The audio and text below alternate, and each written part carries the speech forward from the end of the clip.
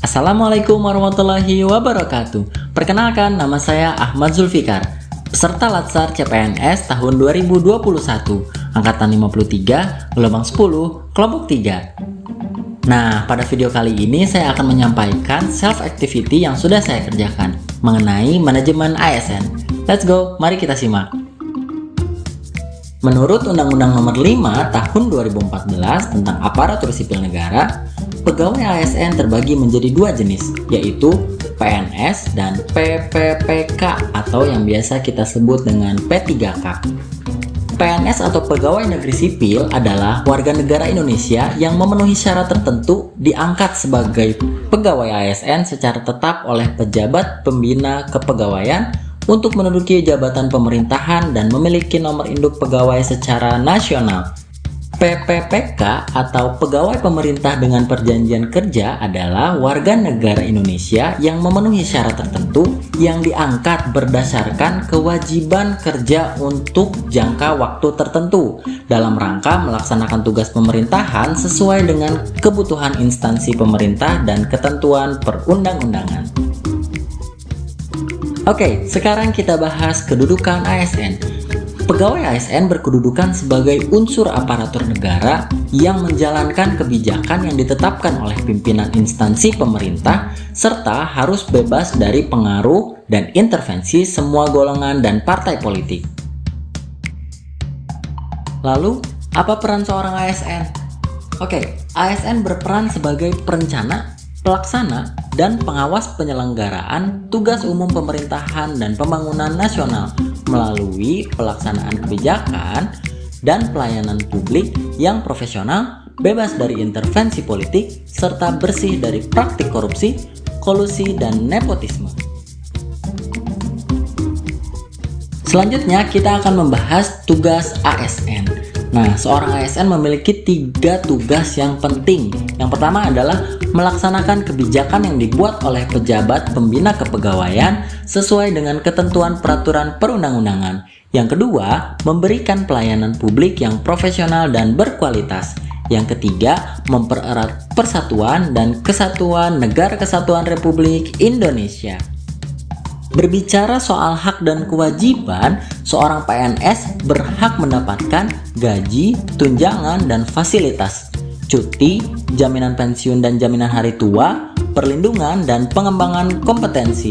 Nah, tidak jauh berbeda dengan seorang PNS, P3K atau PPPK juga mendapatkan hak gaji, tunjangan, dan fasilitas, cuti, perlindungan, dan pengembangan kompetensi. Perbedaannya hanya pada jaminan pensiun dan jaminan hari tua.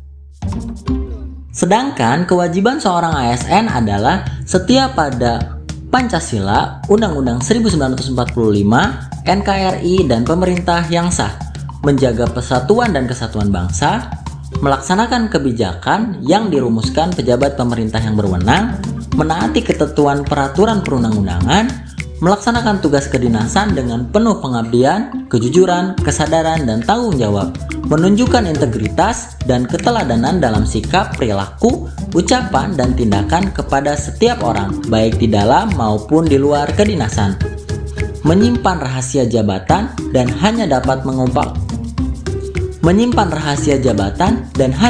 mengemukakan rahasia jabatan sesuai dengan ketentuan peraturan perundang-undangan. Yang terakhir, bersedia ditempatkan di seluruh wilayah negara Kesatuan Republik Indonesia. Seorang ASN memiliki 12 kode etik dan kode perilaku. Nah, tujuan dari kode etik dan kode perilaku tersebut adalah untuk menjaga martabat dan kehormatan ASN serta berfungsi sebagai pedoman panduan birokrasi publik atau aparatur sipil negara dalam menjalankan tugas dan kewenangan agar tindakannya dinilai baik. Yang kedua, sebagai standar penilaian sifat, perilaku, dan tindakan birokrasi publik atau aparatur sipil negara dalam menjalankan tugas dan kewenangannya. Dan fungsi yang terakhir adalah etika birokrasi penting sebagai panduan norma bagi aparat birokrasi dalam menjalankan tugas pelayanan pada masyarakat dan menempatkan kepentingan publik di atas kepentingan pribadi kelompok, dan organisasinya.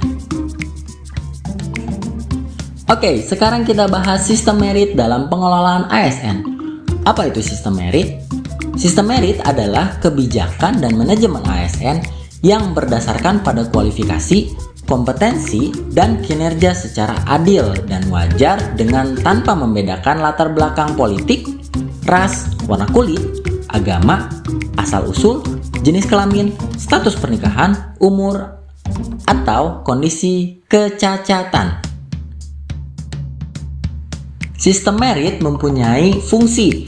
Bagi organisasi, sistem merit berfungsi untuk mendukung keberadaan prinsip akuntabilitas yang saat ini menjadi tuntutan dalam sektor publik. Dan bagi ASN itu sendiri, berfungsi untuk menjamin keadilan dan juga menyediakan ruang keterbukaan dalam perjalanan karir seorang pegawai. Baiklah, sekian yang dapat saya sampaikan mengenai manajemen ASN. Terima kasih banyak atas perhatiannya. Wassalamualaikum warahmatullahi wabarakatuh.